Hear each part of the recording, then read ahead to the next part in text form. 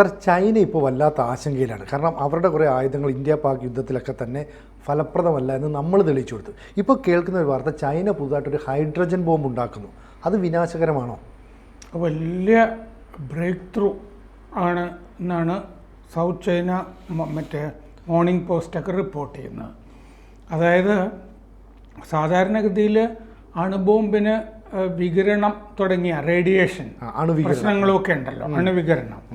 ഈ ഹൈഡ്രജൻ ബോംബിന് ഈ nuclear fission എന്ന് പറഞ്ഞത് പ്രോസസ്സ് വഴിയാണല്ലോ അണുബോംബ്. അതെ. ഇതിൽ ആ ഫിഷൻ പ്രോസസ്സ് ഇതിൻ്റെ അകത്തില്ല. ഹൈഡ്രജൻ റിലീസ് ചെയ്യുന്ന ഒരു പ്രോസസ്സ് പ്രക്രിയ മാത്രമാണ് ഇതിൻ്റെ അകത്തുള്ളത്. അപ്പോൾ വികിരണമില്ലാതെ അണുബോംബ് ഉണ്ടാക്കുന്ന അത്രയും നാശം ഉണ്ടാക്കാൻ കഴിയുന്ന ഒരു ഹൈഡ്രജൻ ബോംബ് എന്ന് പറഞ്ഞാൽ ആണവമല്ലാത്ത ഒരു ഹൈഡ്രജൻ ബോംബ് ചൈന വികസിപ്പിച്ചെടുത്തിരിക്കുന്നു. ഇത് വലിയ ബ്രേക്ക് ത്രൂ ആണ് എന്ന് non nuclear hydrogen based explosive ആണ് പറയുന്നത്. ആണവമല്ല, പക്ഷേ ഹൈഡ്രജൻ ബോംബാണ്.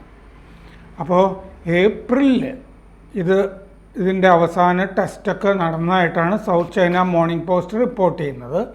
സൈനിക സാങ്കേതിക വിദ്യയിൽ ഒരു പുതിയ കുതിച്ചു ചാട്ടം ആണ് ഈ സംഭവിച്ചിരിക്കുന്നതെന്ന് പറയുന്നുണ്ട്.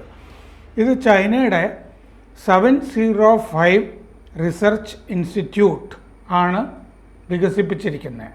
ആ research institute China state ship building കോർപ്പറേഷൻ്റെ വകയാണ് ഈ 705 റിസർച്ച് ഇൻസ്റ്റിറ്റ്യൂട്ട് എന്ന് പറയുന്നത്. ഇത് സംഭവം എന്താണെന്ന് വെച്ചാൽ മഗ്നീഷ്യം ഹൈഡ്രൈഡ് ആണ് ഇതിൻ്റെ പ്രധാനപ്പെട്ട അസംസ്കൃത പദാർത്ഥം.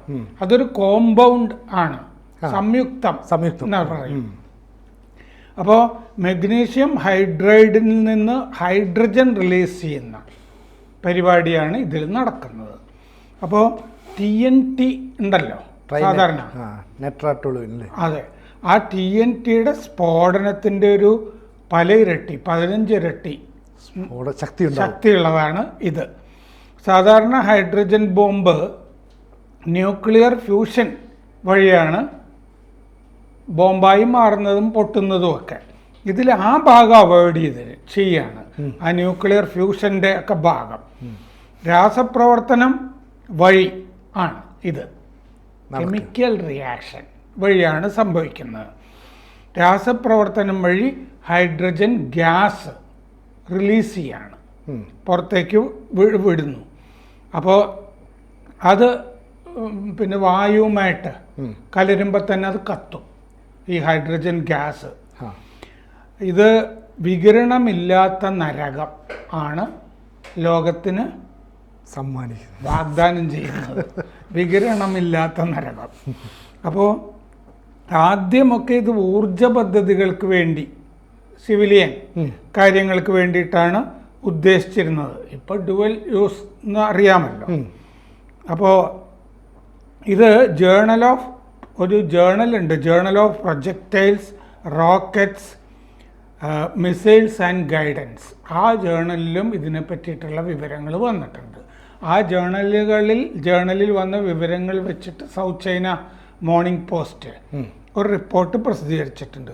MgH2 അതാണ് മഗ്നീഷ്യം ഹൈഡ്രൈഡ്. ഹൈഡ്രജൻ്റെ ഒരു സംഭരണി ആണ് ഈ സംയുക്തം. അപ്പോൾ അത് ചൂടാക്കി കഴിഞ്ഞാൽ ഹൈഡ്രജൻ ഗ്യാസ് പുറത്തേക്ക് വരും. അത് ചൂടാവുമ്പോൾ നിയന്ത്രിത രാസപ്രവർത്തനം ആണ് നടക്കുന്നത്. 1000 ഡിഗ്രി സെൽഷ്യസിൽ കൂടുതൽ ചൂട് ഇത് ചൂടാക്കുമ്പോൾ ഉണ്ടാവും. 2 സെക്കൻഡ് മതി പൊട്ടിത്തെറിക്കാൻ അതിന്. ഇത് ചൂടായി ഹൈഡ്രജൻ ഗ്യാസ് റിലീസ് ചെയ്യാൻ 2 സെക്കൻഡ്. അപ്പം TNTയുടെ താപത്തിൻ്റെ 15 ഇരട്ടി ആണ് ഇതിൽ നിന്ന് ഉണ്ടാകുന്നത്.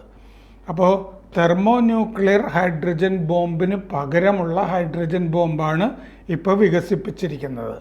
TNTക്ക് 0.12 സെക്കൻഡ് ആണെങ്കിൽ ഇത് 2 സെക്കൻഡ് ഇതിൻ്റെ ഈ താപവും ഇതുമെല്ലാം നിലനിൽക്കും. അപ്പോൾ ഇതിന് നേതൃത്വം നൽകിയ ശാസ്ത്രജ്ഞൻ വാങ് ഷ്യൂ ഫെങ് പറഞ്ഞിരിക്കുന്നത് ഇതിൻ്റെ തീക്ക് പരിമിതമായ ഇത് കത്തിക്കാനായിട്ട് ഉപയോഗിച്ചാൽ മതി. പരിമിത താപം. വിസ്തൃതമായ പ്രദേശത്ത് പരിമിതമായ താപം കൊണ്ട് വിസ്തൃതമായ പ്രദേശം ഇത് നരകമാക്കി തീർക്കും. അതാണ് ഹൈ വാല്യൂ അസറ്റ്സ്, വലിയ കെട്ടിടങ്ങൾ അല്ലേ, അതെ, ഓരോ രാജ്യത്തിൻ്റെ, ഇതൊക്കെ കത്തിച്ച് ചാമ്പലാക്കാനായിട്ട് പറ്റും. ഈ ഇന്ധന ഡിപ്പോകൾ, പിന്നെ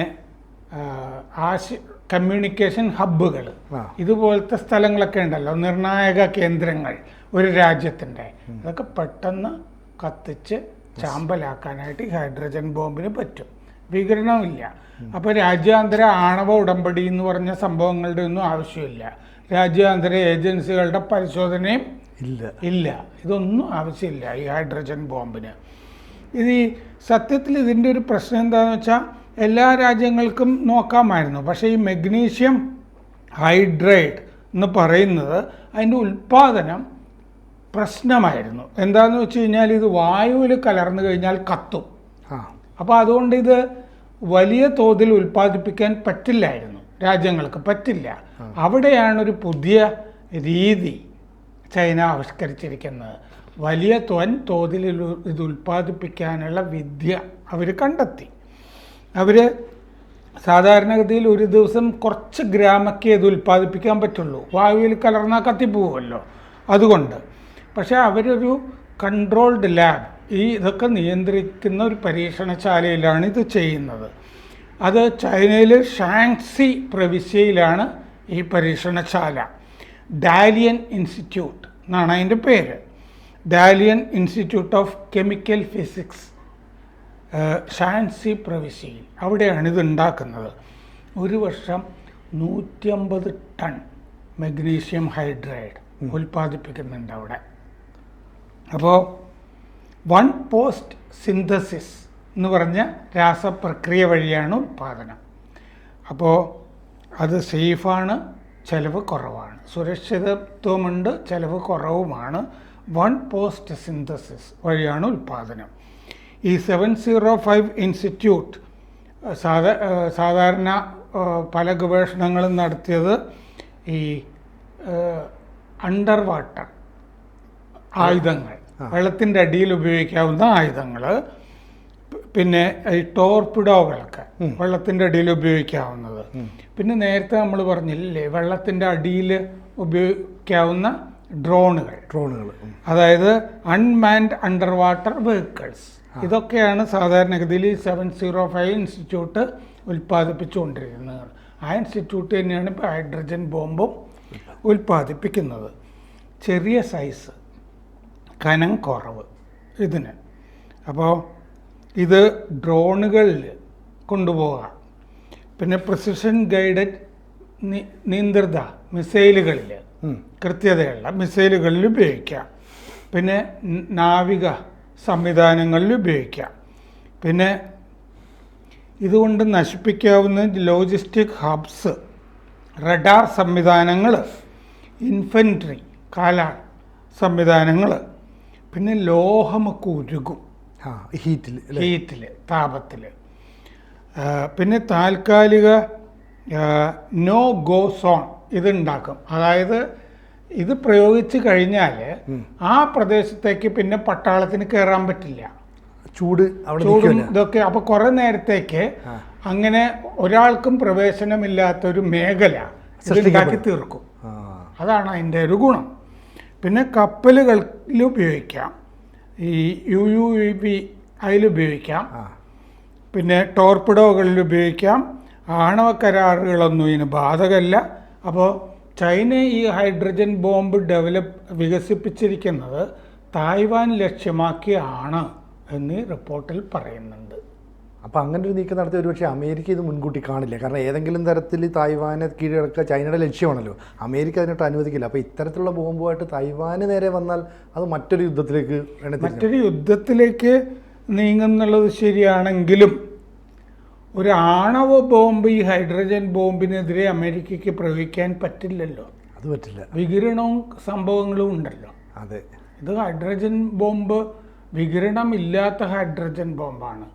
തായ്വാനെ മൊത്തത്തിൽ കത്തിക്കാനായിട്ട് ഈ ഹൈഡ്രജൻ ബോംബിന് പറ്റും. അപ്പോൾ സത്യത്തിൽ സിനുജി പറഞ്ഞ പോലെ ലോകത്ത് വല്ലാത്തൊരു ഭീഷണി വരുത്തുന്ന സംഭവമാണ് ഈ ഹൈഡ്രജൻ ബോംബ് ഈ വികസിപ്പിച്ചിരിക്കുന്നു എന്നുള്ള വിവരം. ഇതിനെ എങ്ങനെ നേരിടും എന്നുള്ളത് രാജ്യങ്ങൾ മുഴുവൻ ഒറ്റ മനസ്സോടുകൂടി ആലോചിക്കേണ്ടതാണ്. നമുക്കും ഭീഷണിയാണല്ലോ. അതെ, കാരണം നമ്മുടെ കയ്യിൽ ഇങ്ങനൊരു ബോംബ് ഇതുവരെ കേട്ടിട്ടില്ല, മെഗ്നീഷ്യനും ഹൈഡ്രൈഡ് ഇങ്ങനെ വൻതോതിൽ ഉൽപ്പാദിപ്പിക്കുന്ന ഒരു സാങ്കേതിക വിദ്യ നമ്മുടെ കയ്യിൽ ഇല്ലതാനും. അപ്പോൾ ഒരു ലോകത്തിൻ്റെ മുമ്പിൽ ഒരു വെല്ലുവിളി ആണിപ്പോൾ ഉൽപ്പാദിപ്പിച്ചിരിക്കുന്നത്. ചൈന ഉയർത്തുന്ന വെല്ലുവിളിയെ നമ്മൾ എല്ലാ രാജ്യങ്ങളോടും നേരിടുമെന്നുള്ളത് നോക്കാം അല്ലേ. കൂടുതൽ വാർത്തകളും വിശേഷങ്ങളും നിങ്ങളിലേക്ക് എത്താൻ ABC മലയാളം സബ്സ്ക്രൈബ് ചെയ്യുക, ബെൽ ബട്ടണും അമർത്തുക.